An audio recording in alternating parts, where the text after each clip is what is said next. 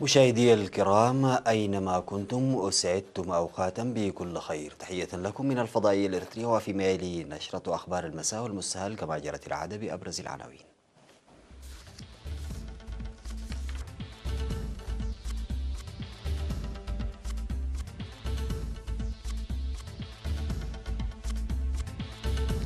الاحتفاء بيوم الصحة العالمي، توضيح البرامج الزراعية في إقليم عنسبة،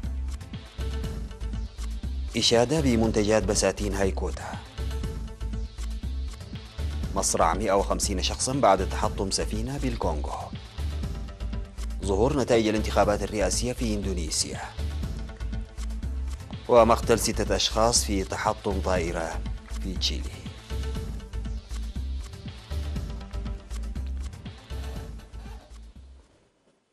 السلام عليكم ورحمة الله.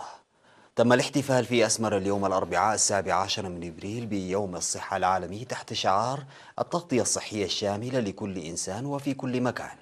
وأوضح المدير العام للإنابة لقسم الصحة العامة في وزارة الصحة الدكتور عبد برهان تسفازيون في المناسبة التي جرت على مستوى البلاد بمستشفى عروة المرجعي، أوضح أن التغطية الصحية الشاملة باعتبارها من أهداف منظمة الصحة العالمية، فإن الحكومة الإريترية وضعت إلى جانب تحقيق أهداف التنمية المستدامة سياسة واستراتيجية لحصول المواطن على الخدمات الصحية أينما كان وفي أي وقت.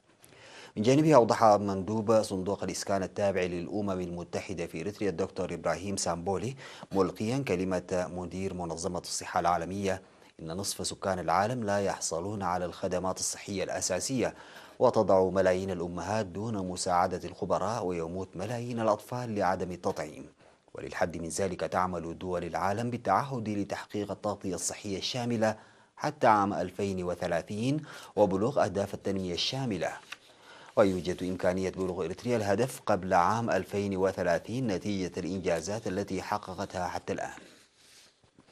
وقال مندوب صندوق الطفولة التابع للأمم المتحدة اليونيسيف في إريتريا سيد بيرينغوم إن تحقيق التغطية الصحية الشاملة للكل وفي كل مكان ليس سهلا، مشيدا بإنجازات إريتريا الصحية عامة وتطعيم الأطفال وإصحاح البيئة على وجه الخصوص.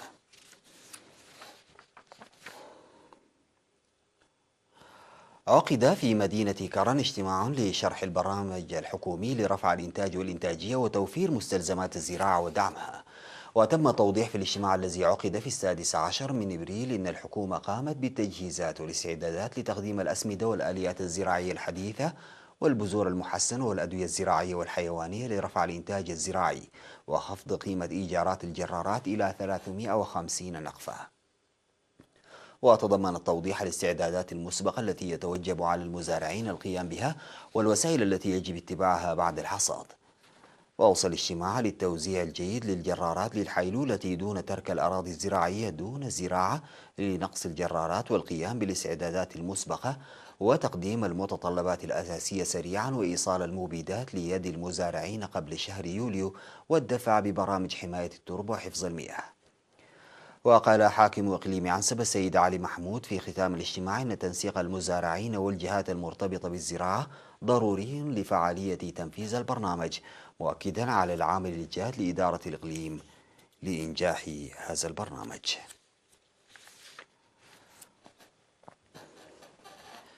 أشاد مسؤول مكتب وزارة الزراعة في مديرية هايكوتا السيد يوناس يوسف بمساهمة بساتين هايكوتا في توفير متطلبات الخضر والفاكهة وتحسين حياة المزارعين المعيشية. وقال إن التطور والتوسع المستمر للبساتين يسهم في خلق فرص العمل واكتساب الخبرات واستقرار أسواق المنطقة والأسعار، إضافة إلى تنمية الحيوانات. وأشار المزارعون إلى تطور الزراعة المروية بفضل الجهود المبذولة والإرشادات المهنية، منادين لسد احتياجاتهم الأساسية للدفع بأنشطتهم. وأوضح مدير مديرية هايكوتا السيد شيخ الدين صالح بأن 55 من جملة 116 مزارعا توقفوا عن العمل لدخول أراضيهم ضمن محمية الفيلة، ويجري التفاهم مع الجهات المختصة لتعويضهم.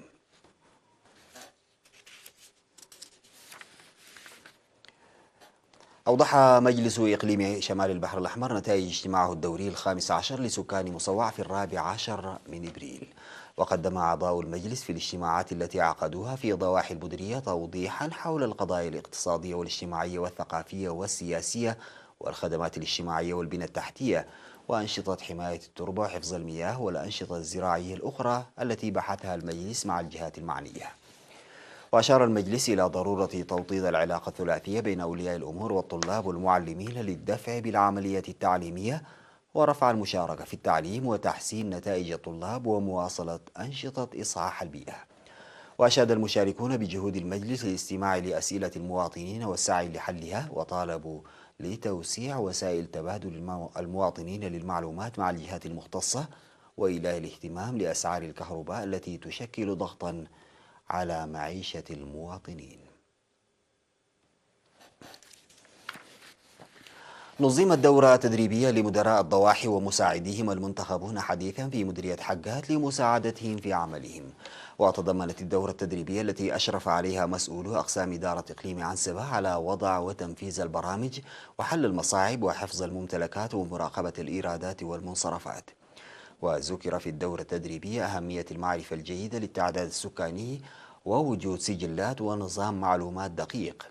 وقدم شرحا موسعا حول برامج حماية التربة وحفظ المياه والتشجير في الجبال وإدارة الأراضي وحماية السدود والحفائر من الطمي. وناشد المشاركون في الدورة تعاون المواطنين لتنفيذ مهام جيدة بتنظيم وإدارة جديدة.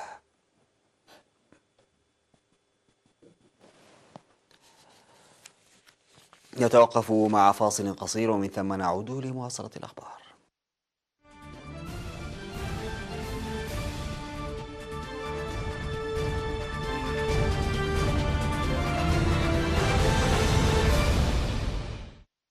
قال رئيس الكونغو الديمقراطية فيليكس تشيسكيدي إن نحو 150 فقدوا بعد أن غرقت سفينة في بحيرة بشرق البلاد. وعلق الرئيس الكونغولي على وسائل التواصل الاجتماعي بالقول إن حزنا بالغا يتملكه بسبب المأساة لتحطم سفينة في 15 من إبريل في بحيرة كيفو، والحصيلة الأولية تشير إلى 150 مفقودا. وقال دولفين بيريمبي وهو ناشط من إقليم كييف الجنوبي إنه تم انتشال 3 جثث وإنقاذ 33 شخصا، وإن هناك 150 راكبا في عداد المفقودين.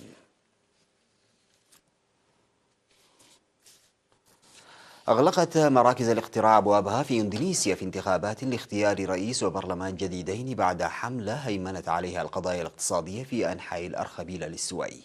وأظهر فرز أولي غير رسمي أن الرئيس جوكو ويدودو يتقدم على منافسه الجنرال المتقاعد برابو سوبيانتو بفارق 13 نقطة مئوية، وذلك استنادا إلى فرز 51% من الأصوات.